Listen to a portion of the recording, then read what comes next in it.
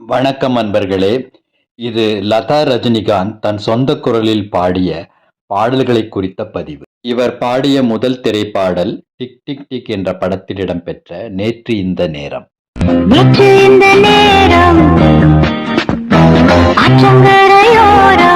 அன்புள்ள ரஜினிகாந்த் படத்தில் இடம் பிடித்த கடவுள் உள்ளமே கருணை இல்லமே என்று தொடங்கும் பாடல் லதா ரஜினிகாந்த் பாடிய பாடல்தான்.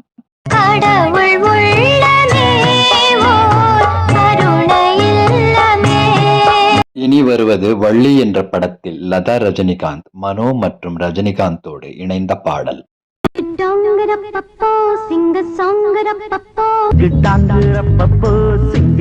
அதே வள்ளி படத்தில் லதா ரஜினிகாந்த் தனித்து பாடி புகழடைந்த பாடல் இது.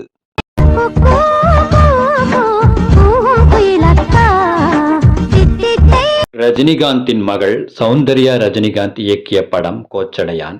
இதில் லதா ரஜினிகாந்த் ஒரு பாடல் பாடியுள்ளார்.